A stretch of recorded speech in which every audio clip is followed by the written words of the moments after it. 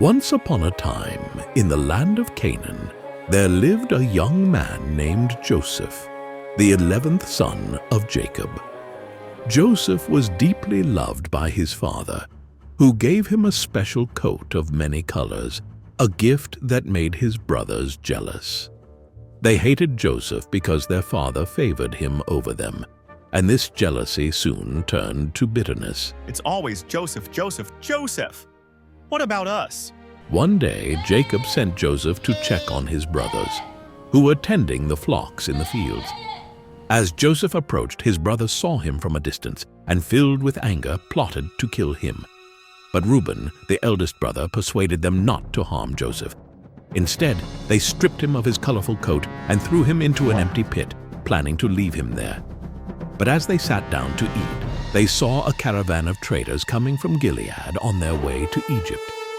Judah, one of the brothers, suggested they sell Joseph to the traders instead of leaving him to die. The brothers agreed, and they sold Joseph for 20 pieces of silver. The traders took Joseph to Egypt, and the brothers returned home, telling their father Jacob that Joseph had been killed by a wild animal. Jacob mourned his son, believing the lie his sons had told him. Not Joseph! Meanwhile, in Egypt, Joseph was sold as a slave to a man named Potiphar, the captain of Pharaoh's guard. But God was with Joseph, and he prospered in Potiphar's house, gaining favor and trust. However, Potiphar's wife falsely accused Joseph of a crime. You pay for telling me no. And he was thrown into prison. Despite this injustice, God continued to be with Joseph, and soon he gained favor with the prison warden. One day, 2 of Pharaoh's servants were imprisoned, and Joseph interpreted their dreams, predicting one would be restored to his position and the other would be executed. Just as Joseph had foretold, the interpretations came true. Yet, even after this, Joseph was forgotten in prison for 2 more years.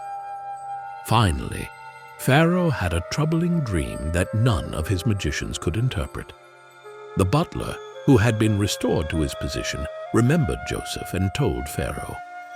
Joseph was summoned, and with God's help, he interpreted Pharaoh's dream, predicting 7 years of abundance followed by 7 years of famine.